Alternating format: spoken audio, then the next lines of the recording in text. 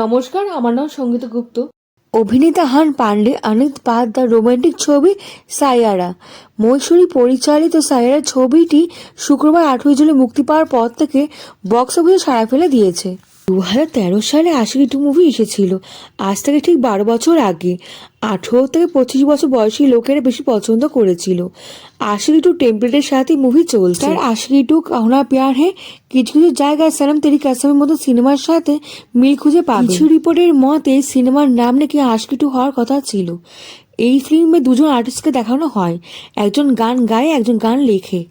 গীতা আগরওয়াল শর্মা বেশ কয়েক বছর ধরে অনেক সিনেমাতে মায়ের ভূমিকা অভিনয় করেছেন।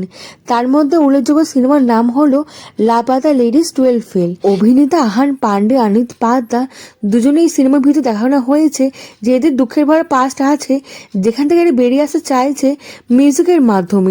একটি অ্যাক্সিডেন্টের জন্য দুজনে দেখা হয়, এরপর কি হয় জানতে হলে মুভি দেখতেই হবে। এই ফিল্মের সবচেয়ে বড় প্লাস পয়েন্ট হলো মিউজিক। মৈশূরী সিনেমাতে মিউজিক খারাপ হবে এটা হতেই পারে না। আপ জেসা কোই মুভি মিউজিক ভালোই ছিল।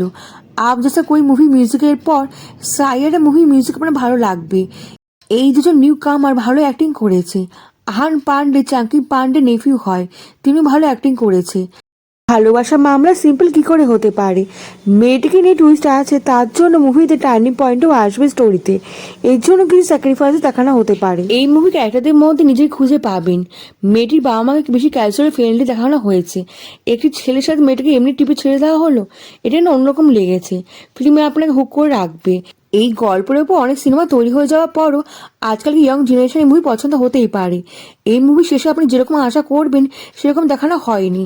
এই মুভির শেষে হ্যাপি এন্ডিং দেখানো হয়েছে। এই মুভিকে 5.5 স্টার দিলাম। কেমন লাগলো আপনার ভিডিওটা কমেন্টে জানাতে কিন্তু ভুলবেন না। লাইক ও সাবস্ক্রাইব করে দেবেন, দেশ বিদেশ বন্ধুর সঙ্গে ছড়িয়ে দেবেন। দেখা হচ্ছে পরবর্তী ভিডিওতে, ভালো থাকবেন।